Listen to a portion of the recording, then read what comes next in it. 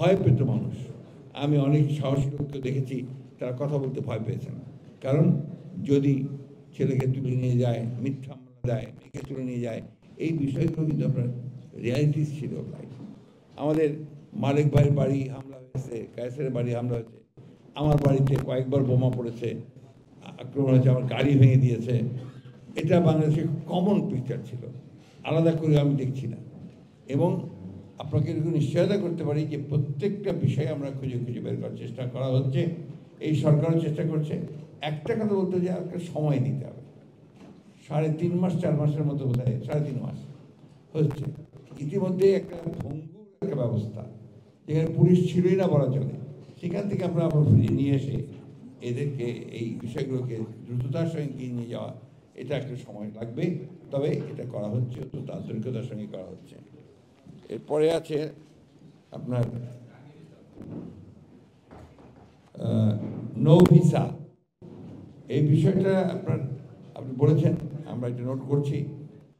সমস্যা হচ্ছে কি, যখন আপনার একটা ধ্বংস হয়ে গেছে, এভরিথিং ইজ গ্রাউন্ডেড, আপনি এর মধ্যে থেকে যে আবার তুলবেন, এই তুলতে গেলে ইউ নিড সাম টাইম, কিছু সময় লাগবে। আমরা অস্থির হলে চলবে না, আমাদেরকে ধৈর্য ধরে সহনশীলতা চলবে, কারণ টলারেন্স কিন্তু আপনার ডেমোক্রেসির একটা মূল বিষয়, এটা একটা প্রাথমিক বিষয়, সেটা আমাদেরকে করতে হবে।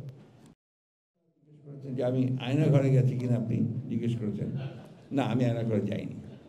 আয়না ঘরে না যাওয়ার কোনো আমার একটা কারণ আছে, আমি আপনার এইসব বিষয়গুলো আপনার সহ্য করতে পারি না, I can't tolerate this things.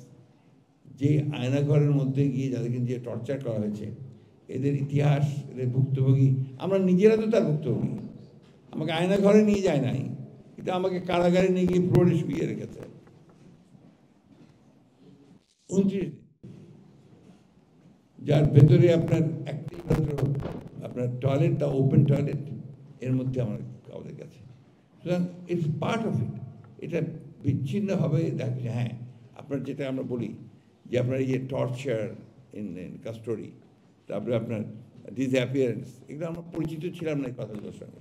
এটা হাসিনা নিয়ে এসছে, ফ্যাসিবাদ নিয়ে এসছে। এবং আপনার এই